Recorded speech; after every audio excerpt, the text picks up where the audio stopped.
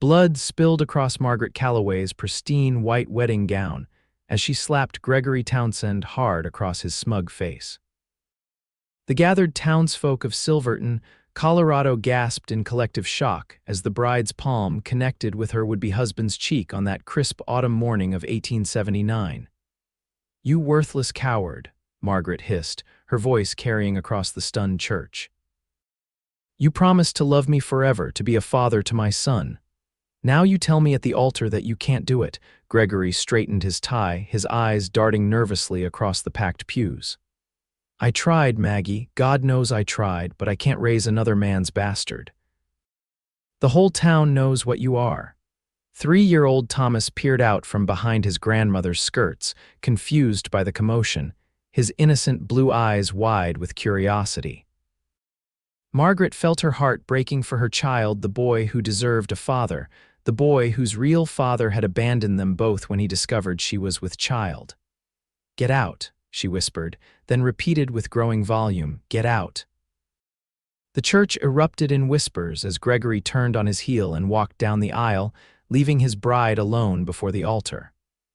Margaret stood frozen, tears streaming down her face, her carefully pinned auburn hair coming loose around her shoulders. From the back of the church, Ethan Fairfield watched the scene unfold with a tightness in his chest. The 30-year-old cowboy had been in town less than a week, taking odd jobs at local ranches while passing through on his way to California. He'd come to the wedding only because the bunkhouse foreman had insisted all the hands attend to show respect to the town's most prominent businessman. Now he stood witness to this woman's public humiliation. As the congregation began dispersing in uncomfortable clusters, Ethan noticed how they avoided the abandoned bride's gaze, how they whispered behind gloved hands. He watched as Margaret knelt beside her son, attempting to compose herself while the boy reached up to wipe her tears. Something stirred in Ethan's heart, something he hadn't felt in years. Before he could stop himself, he was moving forward, his worn boots echoing against the wooden floor of the emptying church. "Madam," he said, removing his hat as he approached.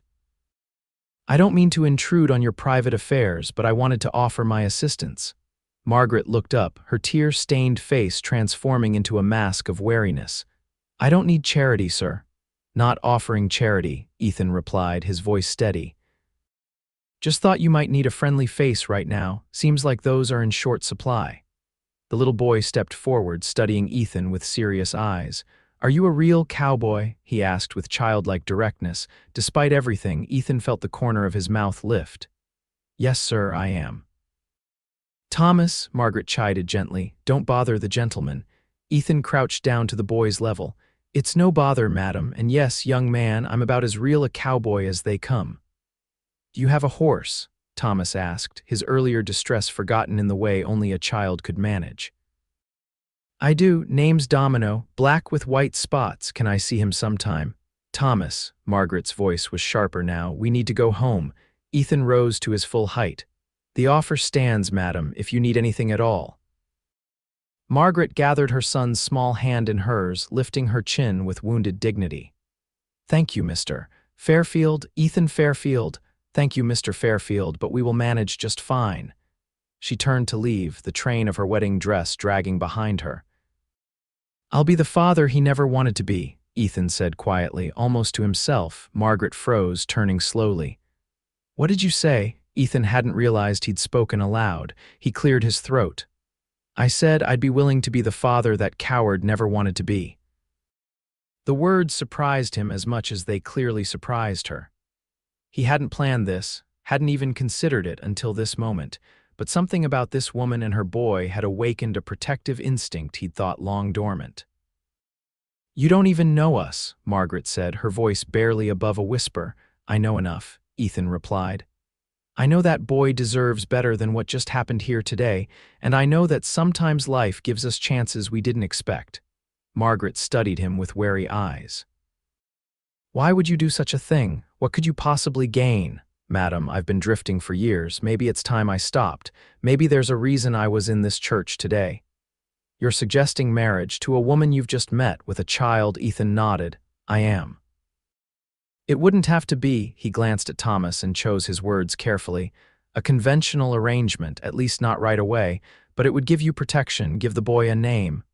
And I'm handy with tools, good with horses. I can provide. Margaret's grandmother approached, her weathered face tight with concern. Margaret, we should go. People are talking. Let them talk, Margaret replied, her eyes never leaving Ethan's face. This man has just proposed to me. The older woman looked Ethan up and down with suspicion. And who might you be? Ethan Fairfield, madam. I work at the Lazy S Ranch, at least for the moment. A drifter, the grandmother said dismissively. A man with his own code, Ethan countered. And I meant what I said. Margaret looked down at her son, who was watching the exchange with curious eyes. Thomas needs stability, not another man who might leave. I give you my word, I won't leave, Ethan said firmly. I know words don't mean much right now, but I'll prove it with actions if you'll give me the chance. The church was nearly empty now, only the pastor lingering near the altar, pretending not to listen to their conversation. Margaret looked around at the abandoned flower arrangements, the scattered rice that had been prepared for a celebration that would never happen. I can't make this decision now, she said finally. Not here, of course, Ethan nodded. I'm staying at the bunkhouse at the Lazy S. I'll be there when you're ready to talk. Thomas tugged at his mother's dress. Mama, I'm hungry. Margaret smiled sadly at her son. Yes, darling. We'll go home now. She looked back at Ethan. Thank you for your kindness, Mr. Fairfield. It's rare in this town. Not kindness, madam, just doing what's right. As Margaret left the church, her wedding dress trailing behind her and her son's hand firmly in hers, Ethan wondered what madness had possessed him to make such an offer. He had no business proposing to anyone, least of all a woman with a child and a complicated past. Yet something about her courage in the face of humiliation had touched him deeply. He replaced his hat and stepped out into the autumn sunlight, determination settling over him like a familiar coat. He'd meant every word he'd said. If she gave him the chance, he would be the father that coward never wanted to be. And perhaps, in time, he might be something more to her as well. 3 days passed without word from Margaret.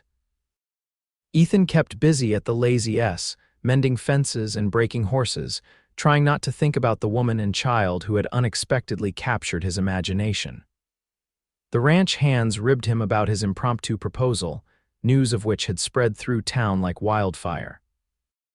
You always were a sucker for strays, Fairfield, Hank Jensen, one of the older cowboys, remarked as they sat around the bunkhouse after supper. She's not a stray, Ethan replied, whittling at a piece of wood that was slowly taking the shape of a small horse. She's a lady who got a raw deal. And the boy, you ready to be a father to another man's kid, Ethan's knife stilled. A child's a child, not his fault how he came into this world. Noble talk from a man who spent his life avoiding responsibility, Hank chuckled. People change, Ethan said simply. The bunkhouse door opened, and the ranch foreman stuck his head in. Fairfield, there's someone here to see you. Ethan stood up so quickly he almost knocked over his chair. He tucked the half-finished carving into his pocket and made his way outside, his heart hammering uncomfortably against his ribs. Margaret Calloway stood in the yard, dressed in a simple blue dress, her hair pulled back neatly. There was no sign of her son. Mrs. Calloway, Ethan greeted her, suddenly aware of his work-stained clothes and unshaven face. Miss, she corrected gently. I never did marry Mr. Fairfield. Thomas was born out of wedlock. Ethan nodded. Would you like to walk a bit? Might be more private. They fell into step alongside the corral where several horses dozed in the fading light.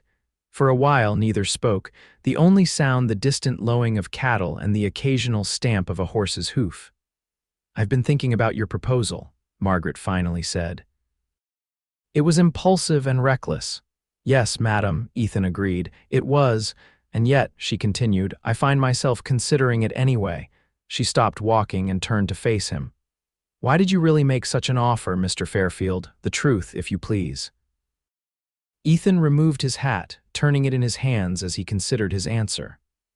Partly because I admired your courage in that church, partly because I saw how that boy looked at you, and I know what it's like to grow up without a father. He paused.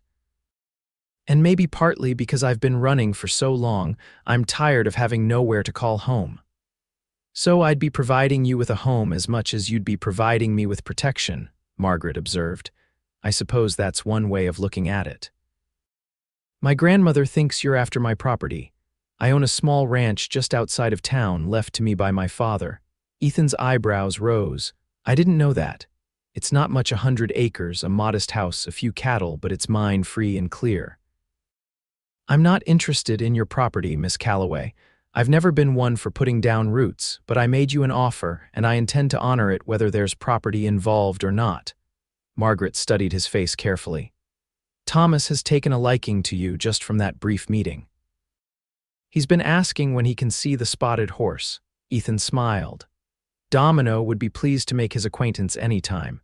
If and I emphasize if I were to consider your proposal, I would need to know more about you, where you come from, what you've done. I can't bring just anyone into my son's life. That's fair, Ethan nodded. Though I should warn you, my story isn't particularly exciting. Born in Missouri, raised mostly by my mother after my father took off when I was 4, worked ranches across 5 territories. Never been in serious trouble with the law, never married? No, madam. Why not? Ethan shrugged. Never stayed in one place long enough, I suppose. And yet you're proposing to put down roots now, Margaret said skeptically. Like I said, maybe it's time. He looked her directly in the eyes. I meant what I said in that church, Miss Calloway. I'd be good to your boy and respectful to you. Margaret took a deep breath. I need time to think, Mr. Fairfield. This isn't a decision to be made lightly, of course. Would you be willing to come to Sunday dinner tomorrow, meet my grandmother properly, spend some time with Thomas? Ethan felt a flutter of something that might have been hope. I'd be honored. 2 o'clock, the house with the red roof at the end of Maple Street. I'll be there. Margaret nodded, then hesitated. Mr. Fairfield, I should be clear, I'm not looking for romance. My heart has been broken enough for one lifetime. If I accept your proposal, it would be a practical arrangement. Ethan replaced his hat. Understood, I'm not exactly the romantic type myself. Margaret's lips curved into the ghost of a smile. Then I'll see you tomorrow at 2. As she walked away, Ethan felt an unfamiliar lightness in his chest. He'd been sincere in his offer to provide for her and the boy, but he hadn't expected her to actually consider it. Now that she was, he found himself hoping she'd say yes for reasons that went beyond mere practicality. Sunday arrived with clear skies and a crispness to the air that hinted at the approaching winter. Ethan spent more time than usual on his appearance, shaving carefully and donning his one good shirt, a blue cotton affair that had seen better days but was at least clean. He polished his boots and trimmed his dark hair as best he could. At 1:45, he approached the modest house at the end of Maple Street, a small carved wooden horse in his pocket for Thomas, and a bunch of wildflowers he'd gathered on the ride over for Margaret. The house was well kept, with a small garden out front and lace curtains in the windows. It spoke of feminine care despite limited means. Ethan tied Domino to the hitching post, took a deep breath, and knocked on the front door. It was Thomas who answered, his small face lighting up with recognition. "The cowboy," he exclaimed. "Hello, young man," Ethan smiled, crouching down to the boy's level. "I brought you something." He pulled out the wooden horse and offered it to the child. Thomas took it with wide eyes. "It looks like your horse." "That's right, that's Domino. Can I see the real Domino?" "If your mother says it's all right, perhaps after dinner." Margaret appeared behind her son, wiping her hands on an apron. "Mr. Fairfield, you're punctual." "Yes, madam." He straightened and held out the wildflowers. "These are for you, nothing fancy, I'm afraid." Margaret seemed surprised by the gesture. "Thank you, they're lovely." She took the flowers, her fingers brushing his momentarily. "Please come in, grandmother is in the parlor." The interior of the house was modest but comfortable, with simple furnishings and a few cherished items that spoke of better times: a silver tea service, a beautifully bound Bible, a clock that looked to be of fine craftsmanship. Margaret's grandmother sat in a rocking chair by the window, her sharp eyes tracking Ethan's every movement as he entered the room. She was a thin woman with white hair pulled back severely from her face, her posture still straight despite her advanced years. Grandmother, this is Mr. Ethan Fairfield, Margaret introduced. Mr. Fairfield, my grandmother, Mrs. Eleanor Voss. Ethan nodded respectfully. Madam, so you're the cowboy who proposed to my granddaughter in the middle of her ruined wedding, Eleanor said without preamble. Grandmother. Margaret protested. It's all right, Ethan assured her. Yes, madam, that's me. Bold move, Eleanor commented, or foolish, depending on how one looks at it. I've been called worse than foolish, Mrs. Voss. A hint of amusement flickered across the old woman's face. Sit down, young man. Let me look at you properly. Ethan sat in the offered chair while Thomas climbed onto his grandmother's lap with the wooden horse, making it gallop along her arm. Margaret tells me you work at the Lazy S, Eleanor continued. For now, Ethan confirmed. I've been there about a week. And before that, the Bar X in Wyoming for a season. Before that, the Triple D in Montana. A drifter, Eleanor said, just as she had in the church. I prefer to think of it as having diverse experience, Ethan replied evenly. Margaret returned from putting the wildflowers in water. Dinner is almost ready. Thomas, please go wash your hands. The boy slid from his grandmother's lap. Can the cowboy come with me? Margaret hesitated, then nodded. If he'd like to. Ethan followed Thomas to a small washroom off the kitchen, helping the boy reach the soap and making sure he didn't splash water everywhere. Do you really have a gun? Thomas asked as Ethan helped him dry his hands. I do, but it stays in my saddlebag most of the time. Have you ever shot a bad guy? Ethan considered the question. I've fired warning shots to scare off rustlers a time or two, but I've never had to shoot a person, and I hope I never do. Gregory had a gun, Thomas said matter-of-factly. He showed it to me once when Mama wasn't looking. He said all real men carry guns. Ethan crouched down to look the boy in the eye. Real men know when not to use them, Thomas. That's more important than carrying one. Thomas nodded solemnly. I like you better than Gregory. He never wanted to play with me. Well, I'd be happy to play with you anytime, Ethan promised, feeling a swell of protectiveness toward this earnest child. Dinner was a simple but well-prepared affair of roast chicken, potatoes, and early autumn vegetables from Margaret's garden. The conversation flowed more easily than Ethan had expected, with Margaret revealing a dry wit he hadn't glimpsed before, and Thomas chattering enthusiastically about everything from his wooden toys to the stray cat that sometimes visited their back porch. Eleanor watched Ethan carefully throughout the meal, her shrewd eyes missing nothing. When the dishes were cleared and Thomas had been allowed to go outside to see Domino under Margaret's supervision, the old woman finally spoke directly to him again. What are your intentions toward my granddaughter, Mr. Fairfield? And don't give me that nonsense about doing what's right. Men always have reasons beyond nobility. Ethan considered his answer carefully. Your granddaughter is a remarkable woman, Mrs. Voss, stronger than she knows. As for my intentions, I meant what I said about providing for her and the boy. Beyond that, I suppose we'd have to see where life takes us. You're not in love with her. No, madam, I'm not. We barely know each other, but I respect her. That seems like a decent foundation to build on. Eleanor's lips twitched. More decent than most marriages start with, I'll grant you that. She leaned forward. Margaret has had a difficult time of it. Her father doted on her, but he died when she was 17. Then that charming scoundrel James Elliot came through town, turned her head, left her with child, and disappeared before she even knew she was expecting. The boy's father, Eleanor nodded.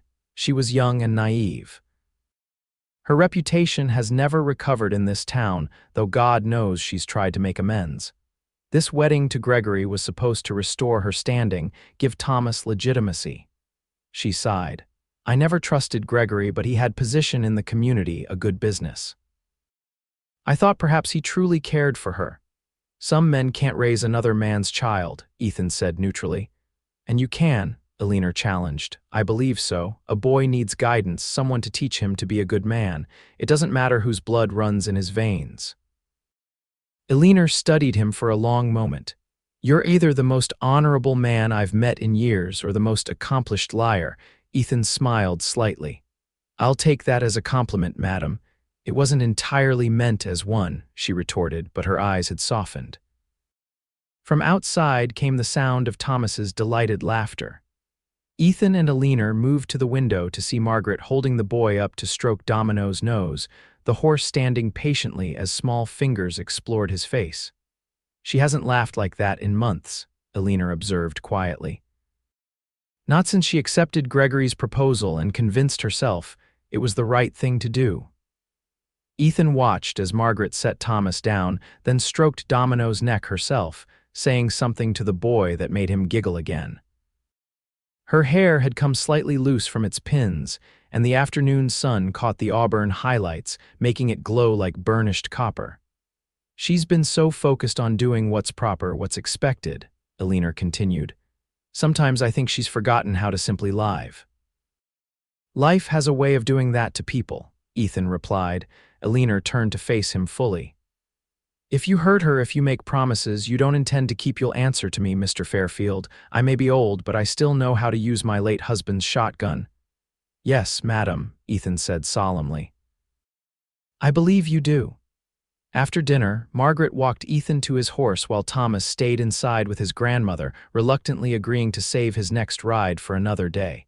"He's quite taken with you," Margaret observed as they reached Domino, "and with your horse." "He's a fine boy," Ethan replied. "You've done well with him." "I've done my best," she sighed, "but a boy needs a father figure." "Gregory wasn't right for that role," Ethan said carefully. "No," Margaret agreed. "I see that now. I was so desperate to give Thomas legitimacy to stop the whispers that I ignored the signs." She looked up at Ethan. "I won't make that mistake again." "I don't expect you to trust me right away," Ethan said. "Trust is earned."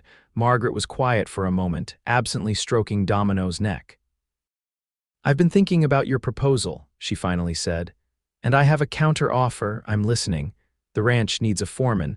Someone who understands cattle, can manage the few hands we hire seasonally, can help build it into something more substantial."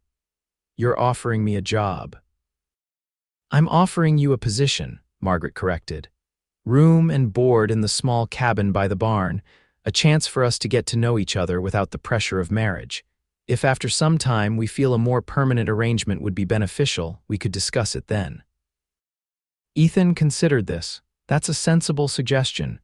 "You seem disappointed," Margaret observed. "Not at all," Ethan assured her. "It's the right approach. I just need to give notice at the Lazy S."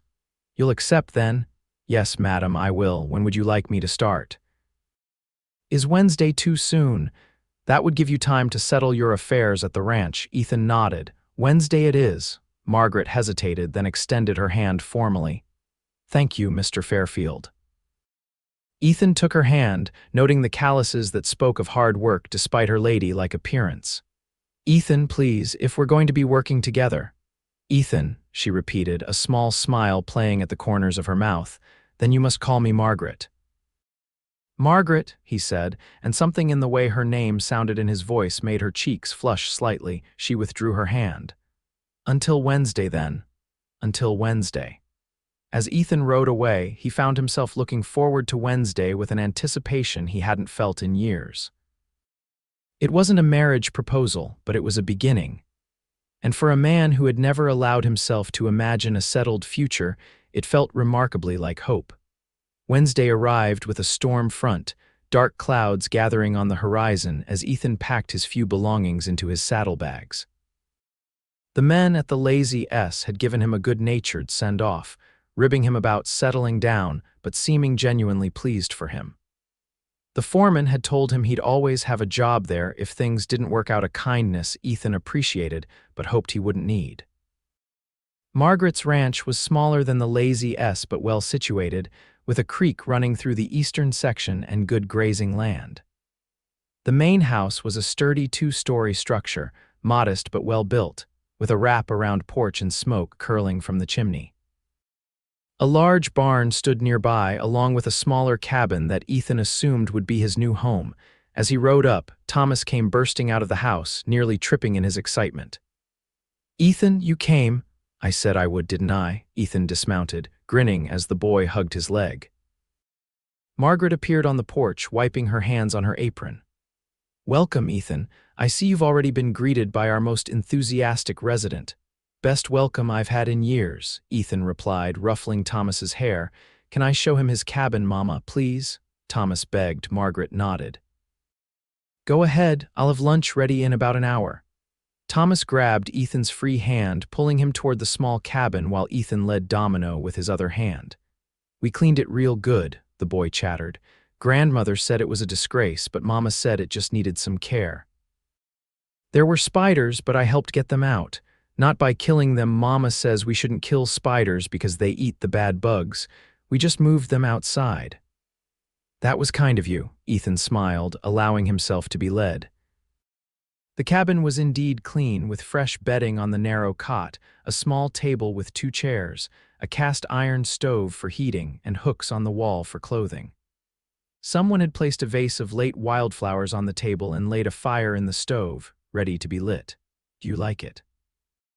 Thomas asked anxiously. It's perfect, Ethan assured him. Best place I've had in a long time. After settling Domino in the barn with the other horses, a sturdy mare and 2 workhorses, Ethan spent the rest of the morning being shown around the property by an excitable Thomas. The boy knew every inch of the ranch and spoke with proprietary pride about the cattle, the creek where he sometimes caught small fish, and the old oak tree where his mother had built him a small platform to serve as a fort. By the time they returned to the main house for lunch, Ethan had a good sense of the property and a growing admiration for how well Margaret had maintained it on her own. Your mother has done a fine job with this ranch, Ethan commented as they approached the house. She works real hard, Thomas agreed solemnly. Sometimes she falls asleep at the table because she's so tired. Ethan felt a twinge of concern. Well, that's what I'm here for now, to help with the hard work so she doesn't have to do it all. Thomas looked up at him with those serious blue eyes. Are you going to be my new papa? The directness of the question caught Ethan off guard. I don't know, Thomas. Would you like that? The boy considered this carefully. I think so. You're nicer than Gregory, and you talk to me like I'm big, not like I'm a baby.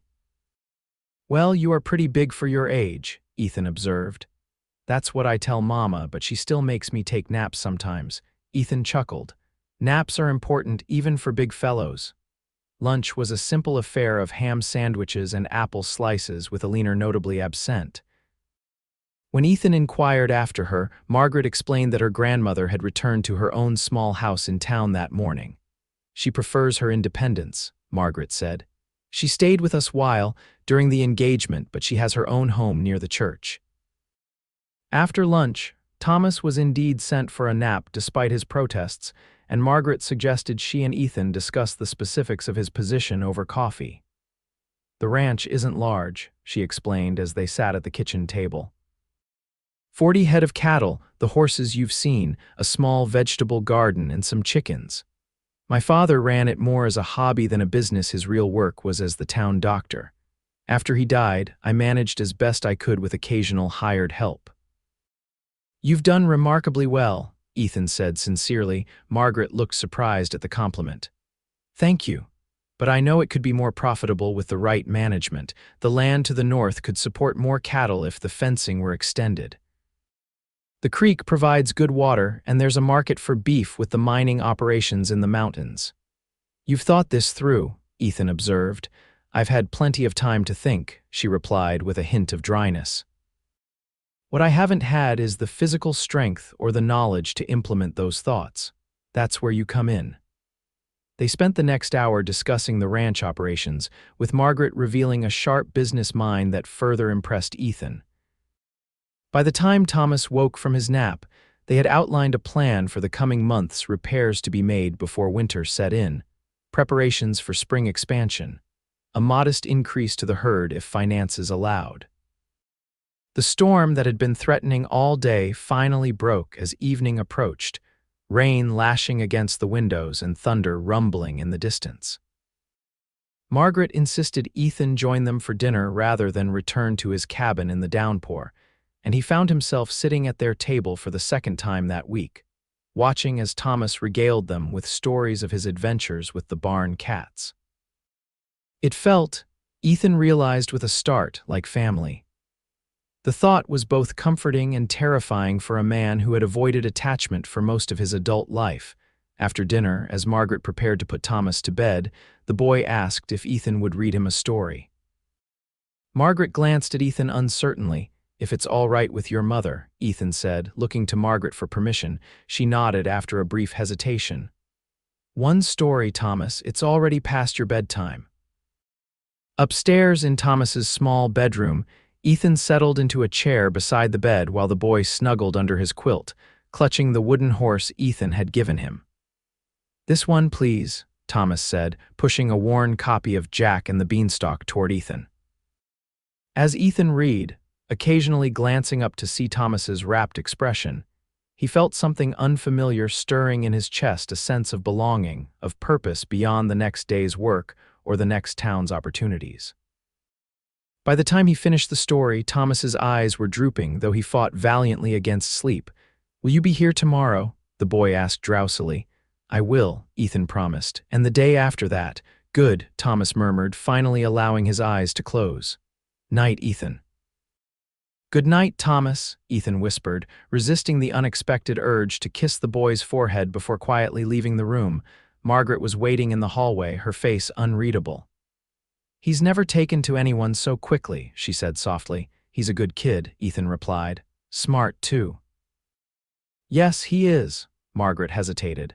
"Ethan, I should warn you, Thomas has been disappointed before. Gregory made promises to him that were never kept. If you don't intend to stay, please don't encourage his attachment." The concern in her voice touched Ethan deeply. "Margaret, I meant what I said to him. I'll be here tomorrow and the day after that. I don't make promises lightly, especially not to children." She studied his face, then nodded, seemingly satisfied with what she saw there. "The rain has stopped. I won't keep you any longer." As Ethan walked back to his cabin under a clearing sky, he found himself thinking of the small family in the house behind him, a brave woman and her open-hearted son, both of whom had been wounded by men who should have protected them. He made a silent vow to be different, to be worthy of the trust they were cautiously placing in him. For the first time in years, the path ahead seemed clear, and Ethan Fairfield, lifelong drifter, felt no urge to run. The weeks passed quickly as autumn deepened toward winter. Ethan threw himself into the work of the ranch, repairing neglected fences, preparing the barn for the coming cold, and familiarizing himself with every aspect of the operation. Margaret worked alongside him when Thomas was occupied or napping, proving herself knowledgeable and hardworking despite her ladylike appearance. They fell into an easy routine, sharing meals in the main house, discussing ranch business, and gradually learning each other's histories. Ethan told Margaret about his childhood in Missouri, his mother who had worked herself to the bone to provide for him after his father left, his early years working cattle drives and breaking horses across the territories.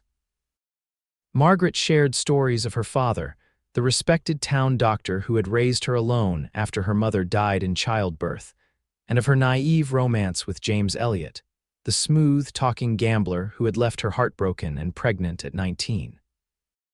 "I was such a fool," she admitted one evening as they sat on the porch after Thomas had gone to bed, the autumn chill requiring blankets wrapped around their shoulders. "James told me everything I wanted to hear. He promised to take me to San Francisco to show me the world beyond this small town." "You were young," Ethan said gently. "We all make mistakes when we're young." "My mistake walks around on two legs and calls me Mama," Margaret replied, but her voice held no regret, only a fierce love. "I wouldn't change having Thomas for anything, but I wish his beginning had been different, that he had a father who wanted him from the start."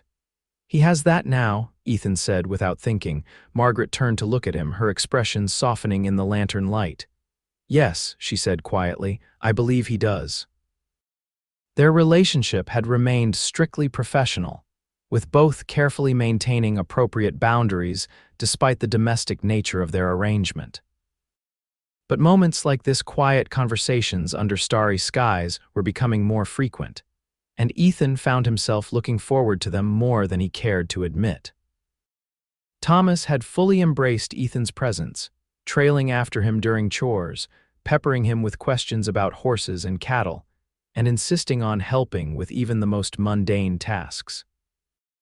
Ethan discovered he had a natural patience with the boy, explaining processes that most men would have considered too complex for a 3-year-old, and treating Thomas's questions with the seriousness they deserved.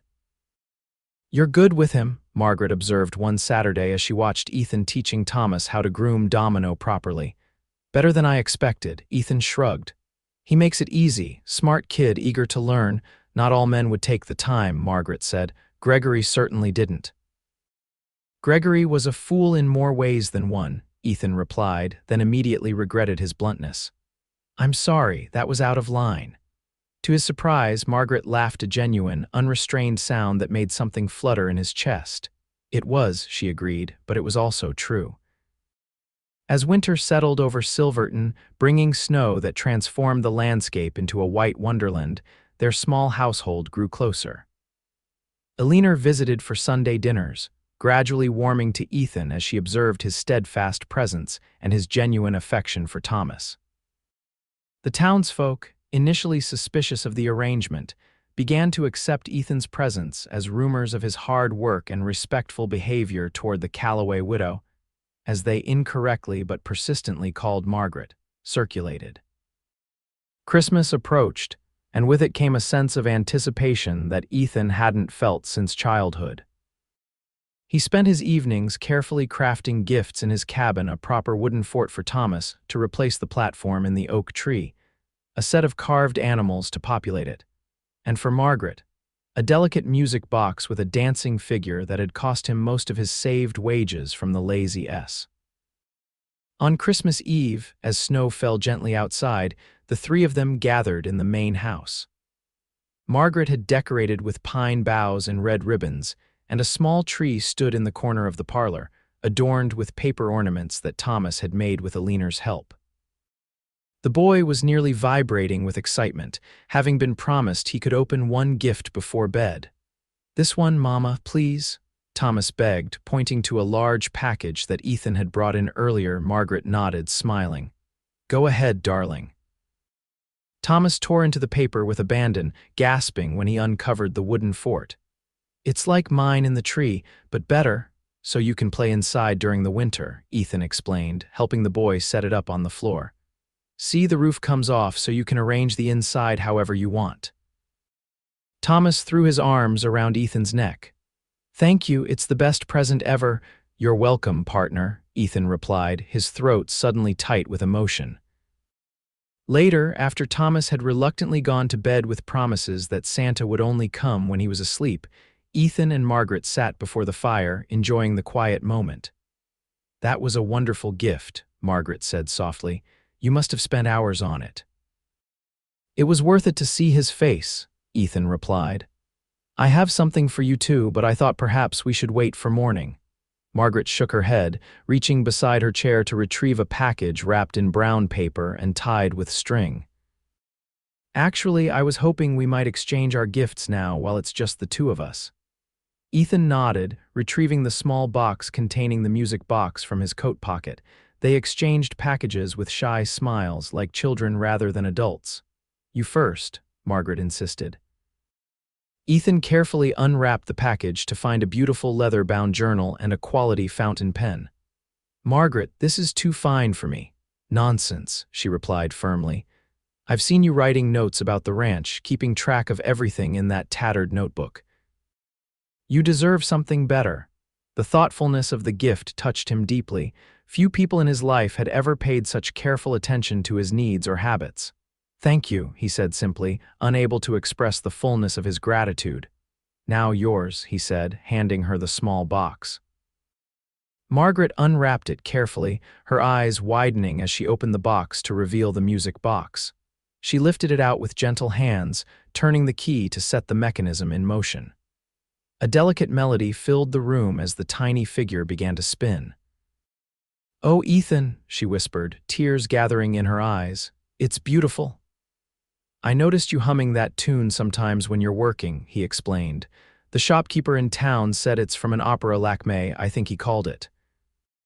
"My father took me to see it once in Denver for my 16th birthday," Margaret said, watching the spinning figure with wonder in her eyes. "It's one of my most precious memories." I'm glad I chose the right one then. Margaret set the music box carefully on the table beside her, then turned to face Ethan fully. You notice things about people, she said quietly. Things most wouldn't bother to see. Only about people who matter, Ethan replied, then immediately felt his face warm at the admission. Margaret's gaze dropped to her hands for a moment, then lifted to meet his again. Ethan, these past weeks, they've meant more to me than I can say. Having you here, seeing how you are with Thomas, how you've brought life back to this ranch, Margaret, Ethan interrupted gently, I should be thanking you. You gave me a chance when you had every reason to be suspicious. You opened your home to me, you and Thomas. He hesitated, then forged ahead. You've become family to me. The word hung between them, charged with meaning. Margaret's eyes softened, and in a gesture that surprised them both, she reached out to take his hand. I've been thinking about your proposal, she said softly. The one you made in the church that day. Ethan's heart began to race. Have you? Yes, she took a deep breath. If it still stands, I think I'd like to accept it. Ethan stared at her, momentarily speechless. Are you certain? There's no rush, Margaret. We can continue as we are for as long as you need. I'm certain, she replied firmly. Thomas needs a father, a real father who loves him, not someone who merely tolerates him for my sake. And she paused, color rising in her cheeks. I find that I no longer wish for merely a practical arrangement. Ethan felt as though the ground had shifted beneath him. What are you saying, Margaret? I'm saying that I care for you, Ethan Fairfield, more than I ever expected to care for anyone again. And if you still wish to marry me, to be a father to Thomas, then my answer is yes. The firelight flickered across her face, illuminating the hope and vulnerability in her eyes. In that moment, Ethan knew with absolute certainty that the drifting part of his life was over. I want nothing more, he said, raising her hand to his lips. Margaret's smile was radiant. Then we have one more gift to open tomorrow morning, telling Thomas. Christmas morning dawned bright and clear, the snow-covered landscape glittering in the sunlight. Thomas woke them all at dawn, bursting into Margaret's room with excitement about Santa's visit, then rushing to Ethan's cabin to drag him to the house as well. The morning was filled with laughter and delight as Thomas opened his gifts, the carved animals from Ethan, new winter clothes and books from Margaret, and a wooden train set that had been his grandfather's, carefully preserved by Alina for this Christmas. Ethan and Margaret exchanged glances throughout the morning, both nervous and excited about the conversation to come. Finally, when the flurry of gift opening had subsided and Thomas sat contentedly playing with his new toys, Margaret called him to join them on the sofa. Thomas, Ethan and I have something important to talk to you about, she began, taking her son's small hand in hers. The boy looked between them curiously. Is it a secret? Not anymore, Ethan smiled. Thomas, I've asked your mother if I could become part of your family officially, if I could be your father and her husband. Would that be all right with you? Thomas's eyes grew wide. Really, forever and ever, Ethan confirmed solemnly. Thomas launched himself into Ethan's arms with such force that it nearly knocked him backward. Yes, I want you to be my papa. Over the boy's head, Ethan met Margaret's gaze, seeing the tears of joy glistening in her eyes. In that moment, surrounded by the warmth of the home they had built together, Ethan knew he had found what he had been searching for his entire life without even realizing it. Well then, he said, his voice thick with emotion, I guess it's settled. They were married on New Year's Day of 1880 in a small ceremony at Margaret's house, rather than the church where she had been humiliated months before. Alina, resplendent in her best dress, stood proudly beside her granddaughter. Thomas, serious about his role as ring-bearer, carried the simple gold bands on a small cushion Alina had embroidered for the occasion. The guest list was small, a few friendly neighbors, the foreman from the Lazy S and his wife, and the kind pastor who had agreed to perform the ceremony in their home despite some raised eyebrows from his congregation. Notably absent was Gregory Townsend, who had taken to avoiding Margaret entirely since the incident at the church. As Margaret walked toward him in a simple blue dress, her hair adorned with winter blossoms, Ethan felt a sense of rightness settle over him. This was no practical arrangement anymore. Somewhere in the months of working together, sharing meals and raising Thomas, they had built something real and precious. When they spoke their vows, Ethan added a special promise to Thomas, kneeling to the boy's level and speaking directly to him. "I promise to be the father you deserve, to guide you, protect you, and love you as my own son for all the days of my life." Thomas, overwhelmed by the solemnity of the moment, simply threw his arms around Ethan's neck and held on tight. The small reception afterward was warm and joyful, with Alina surprising everyone by producing a fiddle player who set up in the corner of the parlor, filling the house with lively music. As afternoon turned to evening, Thomas fell asleep on Alina's lap, exhausted from the excitement and the late hour. "I'll put him to bed," Margaret whispered, gathering her sleeping son in her arms. "I'll help," Ethan offered, following her up the stairs to Thomas's room. Together they tucked the boy into bed, each placing a kiss on his forehead before quietly leaving the room. In the hallway, Ethan took Margaret's hand, drawing her close. "Mrs. Fairfield," he said softly, testing the name. Margaret smiled up at him, her eyes reflecting the lamplight. "I like the sound of that." "So do I," Ethan replied, finally giving in to the urge he'd been fighting for months and lowering his lips to hers. The kiss was tender at first, then deepening with a passion that surprised them both. When they finally drew apart, both were breathless. "I should warn you," Margaret whispered, her cheeks flushed. "This may no longer be quite the arrangement we initially discussed." Ethan chuckled, brushing a strand of hair from her face. "I'm counting on it, Mrs. Fairfield." The guests had departed by the time they returned downstairs, with only Alina remaining, dozing in a chair by the fire. She roused herself as they entered, taking in their clasped hands and flushed faces with a knowing smile. "Well," she said, rising stiffly to her feet, "I believe my work here is done. I'll see myself back to town." "Grandmother, you can't walk all that way in the dark," Margaret protested. "Who said anything about walking? I've arranged for Jacob Miller to collect me with his sleigh." As if on cue, the sound of sleigh bells came from outside. "He's right on time." Alina gathered her shawl around her shoulders, then surprised Ethan by reaching up to pat his cheek. "You're a good man, Ethan Fairfield, better than I initially gave you credit for. Take care of them." "With my life," Ethan promised. After seeing Alina off, they returned to the warmth of their home, truly theirs now in every sense. The house was quiet, the remnants of the celebration still visible in the half-empty glasses and plates of cake. "We should probably clean up," Margaret said, though she made no move toward the dishes. "Probably," Ethan agreed, drawing her into his arms instead. "Tomorrow," Margaret laughed softly. "Tomorrow," she agreed, rising on her toes to kiss him again.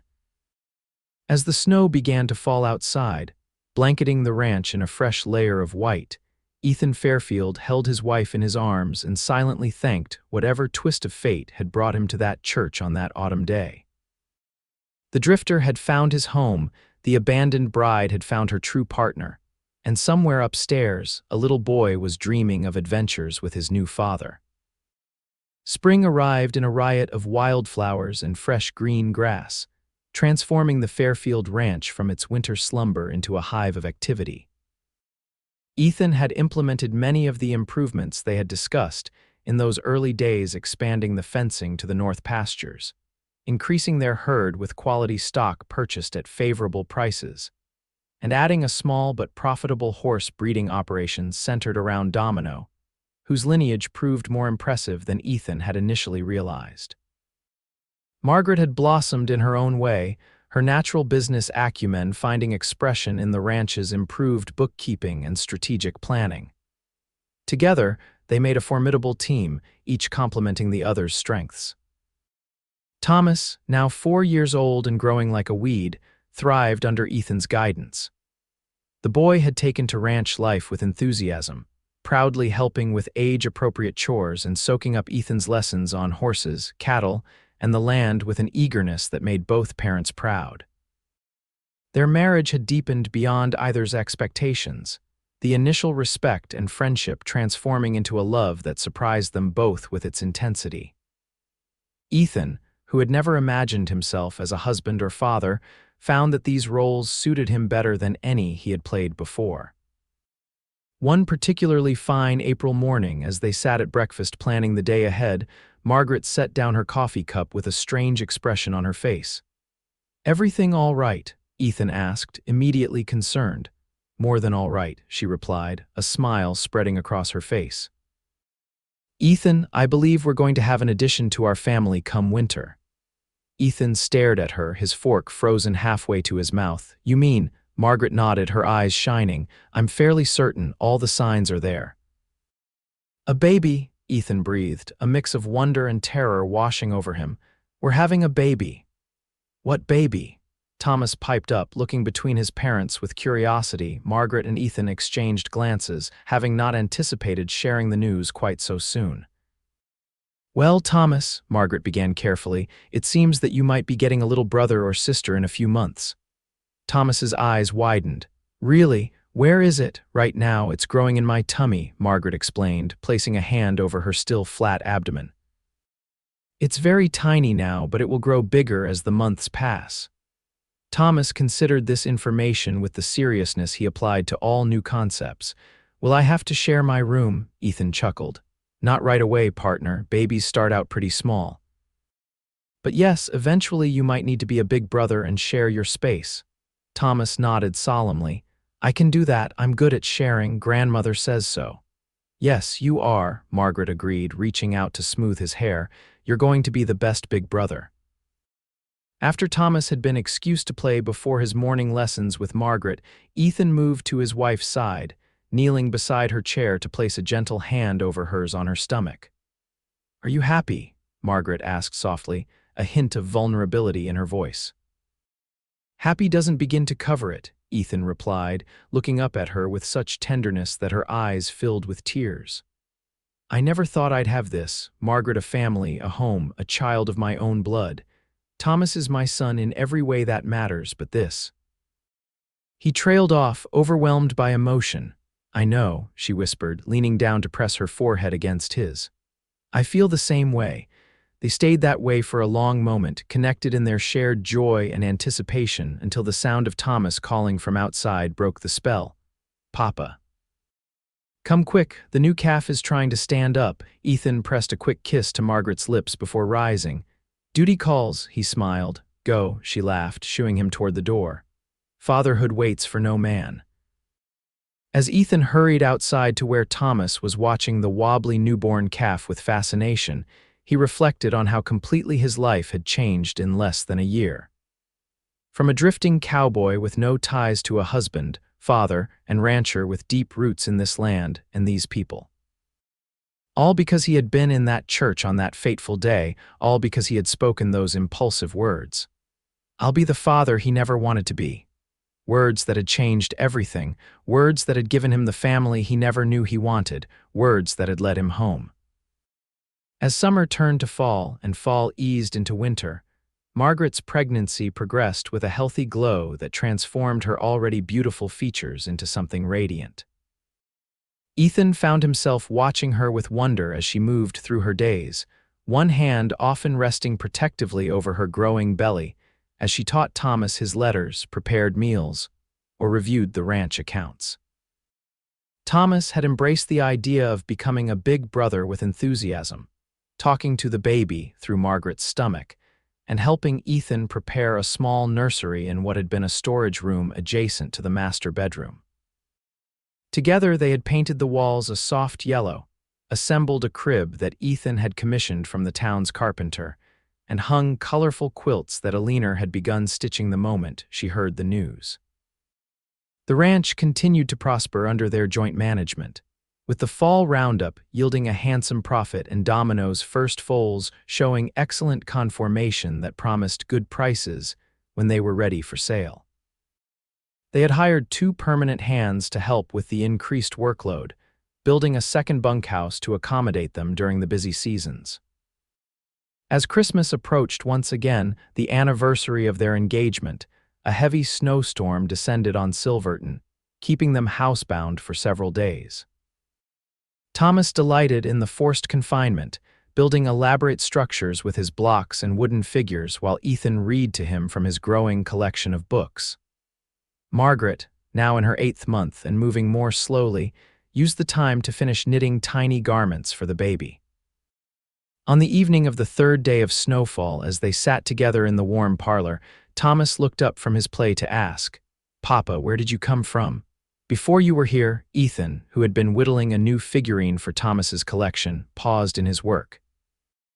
"Well, I was born in Missouri, but I traveled all over the territories before I came to Silverton." "But why did you come here?" Thomas persisted. "Was it to find us?" Ethan glanced at Margaret, who was watching the exchange with interest, her hands resting on her rounded stomach.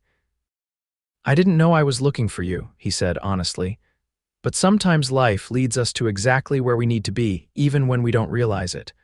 "Like when you came to Mama's wedding?" Thomas asked innocently. Margaret tensed slightly, the memory of that humiliating day still tender despite the happiness that had ultimately resulted from it. "Yes," Ethan said carefully. "I came to town for work, but I ended up finding something much more important. Us," Thomas said with satisfaction. "You," Ethan confirmed, setting aside his carving to lift Thomas onto his lap. "The best thing that ever happened to me." Thomas beamed, then turned serious again. "Gregory was mean to Mama. He made her cry."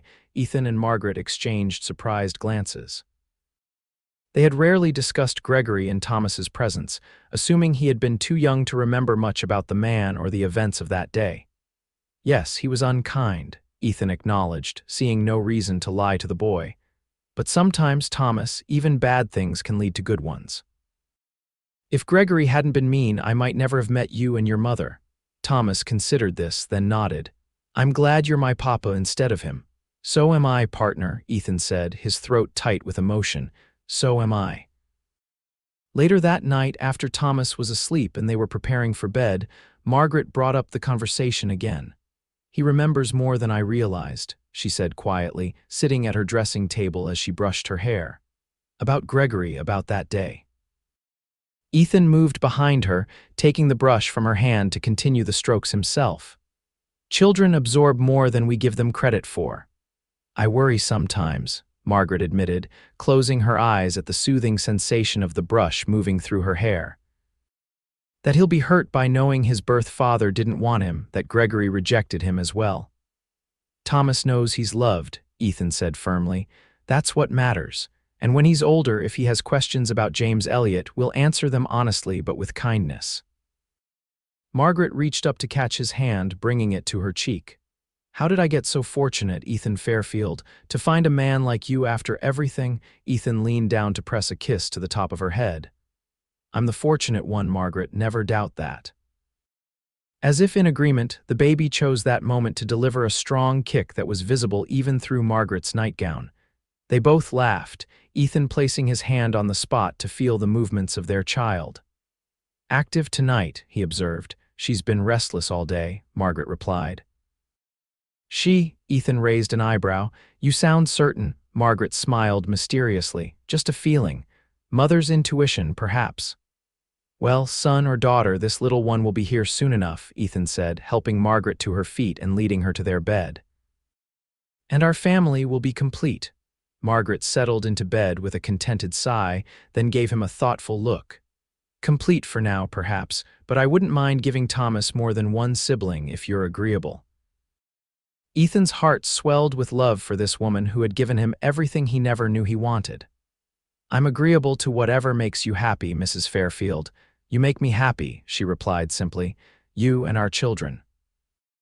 The baby arrived 2 weeks later, in the middle of a clear, cold January night. Ethan had ridden through the snow to fetch both the town doctor and a leaner, his heart pounding with fear and excitement as Margaret's labor progressed. Thomas had been sent to stay with a neighbor for the duration, though he had protested mightily at being excluded from the momentous event. After 12 hours of labor, Margaret's pained cries gave way to the lusty wails of a newborn, and Dr. Patterson emerged from the bedroom with a tired smile. "Congratulations, Mr. Fairfield," he said, clapping Ethan on the shoulder. "You have a healthy son." A son. Ethan's knees nearly buckled with relief and joy, And Margaret, tired but well, your mother-in-law is seeing to her now, you can go in shortly. When Ethan was finally allowed into the bedroom, he found Margaret propped up against the pillows, her face pale but radiant with exhaustion and happiness. In her arms, wrapped in one of Aliner's lovingly crafted quilts, was a tiny bundle with a shock of dark hair. "Come meet your son," Margaret said softly as Ethan approached the bed with reverent steps. He sat carefully on the edge of the mattress, peering at the small, red face of his child. The baby's eyes were tightly shut, his miniature fingers curled into fists beside his cheeks. "He's perfect," Ethan whispered, tentatively reaching out to touch the downy head. "Would you like to hold him?" Margaret asked. With trembling hands, Ethan accepted the precious bundle, cradling his son with the same care he might show a bird's egg. The baby squirmed slightly, then settled against his chest, seeming to recognize the safety of his father's arms. "Hello, little one," Ethan murmured, his voice thick with emotion. "I've been waiting to meet you." Aliner, who had been tidying the room, paused to watch the scene with misty eyes. "Have you decided on a name?" she asked. Margaret and Ethan exchanged glances. They had discussed various options but hadn't made a final decision. "I was thinking," Margaret said hesitantly, "perhaps William after my father and maybe James for a middle name." Ethan looked at her in surprise. Margaret nodded. "Despite everything, he gave me Thomas. I don't regret that, even if I regret the circumstances." Ethan considered this, looking down at the sleeping infant in his arms. "William James Fairfield," he tested the name. "It's a good, strong name." "A name with history," Aliner observed. "Both acknowledged and new." "Just like our family," Margaret said softly. Later that day, after Margaret had rested and Aliner had gone to fetch Thomas from the neighbors, Ethan sat in a chair by the bedroom window, still holding his son. The winter sunlight streamed through the glass, warming them both as Ethan marveled at the tiny features, the perfect fingers and toes, the soft rise and fall of the small chest. "You know," he said quietly to Margaret, who was watching them from the bed, "I spent most of my life running. Never staying in one place long enough to put down roots, never letting myself get attached to people or places." "What changed?" Margaret asked, though she thought she knew the answer. "I did," Ethan replied simply, "or rather, you and Thomas changed me. Made me want things I never thought I would: a home, a family, a legacy to leave behind." "Any regrets?" Margaret asked, a hint of the old vulnerability in her voice. Ethan looked at her with all the love in his heart. "Only that it took me so long to find you." The sound of a sleigh arriving interrupted the moment, followed shortly by the thunder of small feet on the stairs and Thomas's excited voice calling for his parents. "In here, Thomas," Margaret called, sitting up straighter and adjusting her appearance. The door burst open and Thomas rushed in, his face flushed with excitement and cold. "Is the baby here? Can I see?" "Come meet your brother," Ethan said, shifting William slightly so Thomas could get a better view. Thomas approached cautiously, his eyes wide with wonder. "He's so small," he whispered. "You were this small once too," Margaret told him, patting the bed beside her. Thomas scrambled up to sit next to his mother, still staring in fascination at the baby. "His name is William," Ethan explained. "William James Fairfield. But we can call him Will for short." "Hello, Will," Thomas said softly, reaching out to touch the baby's hand with one finger. To everyone's delight, William's tiny fingers reflexively closed around his brother's. "Look, he's holding my hand. He knows who you are," Margaret smiled. "His big brother. I'm going to teach him everything," Thomas declared. "How to ride a horse and feed the chickens and build forts, and all in good time," Ethan chuckled. "He needs to learn to walk first." "I can teach him that too," Thomas said confidently. As Aliner joined them, the small room filled with the warm presence of family, not one created by blood alone, but by choice, by commitment, by love that had grown from the most unexpected beginnings. Looking around at his wife, his sons, and the formidable grandmother who had become his ally, Ethan felt a profound sense of gratitude for the twists of fate that had brought him to this moment. From a drifting cowboy with no ties to the earth to a man surrounded by love, responsible for these precious lives, anchored firmly to this land and these people. All because he had spoken those words in a moment of impulse, driven by something he couldn't name but now recognized as destiny. "I'll be the father he never wanted to be." Words that had changed everything. Words that had brought him home. 5 years later, the Fairfield Ranch had grown into one of the most prosperous operations in the county. The original 100 acres had been expanded to over 500, with lush pastures supporting a herd of over 200 cattle and a dozen breeding horses descended from Domino's line. The modest house had been enlarged to accommodate their growing family, with a new wing added to the eastern side and a proper office for managing the ranch business. Thomas, now 9 years old, had developed into a confident, thoughtful boy who excelled at school and showed a natural affinity for working with the horses. William, 5 and full of mischief, shadowed his older brother everywhere, attempting to imitate his every move. And the newest addition to the family, 3-year-old Elizabeth Eleanor Fairfield, named for Margaret's grandmother who had passed peacefully in her sleep the previous year, ruled the household with her sunny disposition and determined spirit. Ethan, now in his 35th year, had settled fully into his roles as husband, father, and rancher. The restlessness that had driven him for so many years had been replaced by a deep contentment, a sense of purpose that grew stronger with each passing season.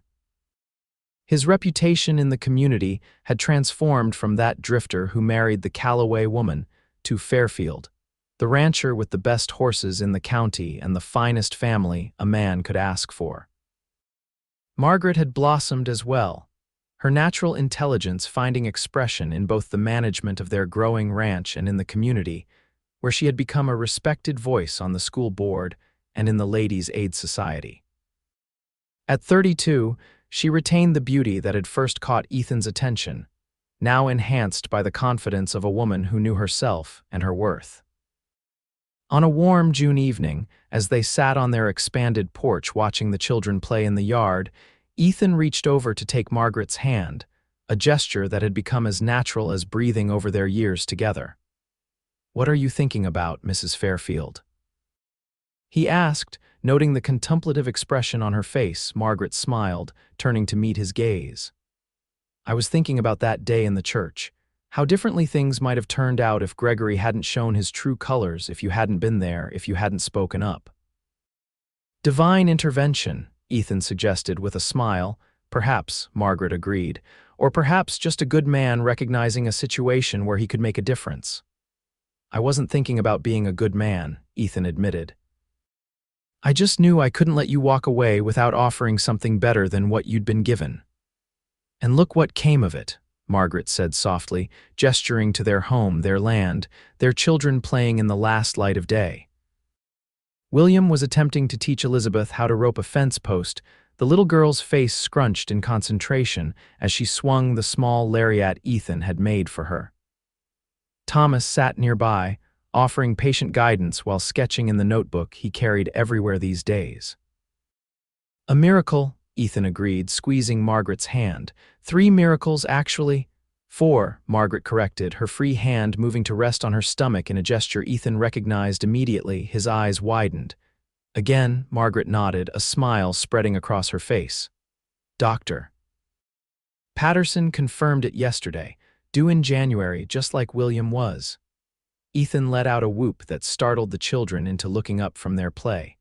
He pulled Margaret into his arms, kissing her soundly without concern for propriety or the giggling reaction of their offspring. "Papa's kissing Mama again," William announced with the disgust only a 5-year-old boy could muster for such displays.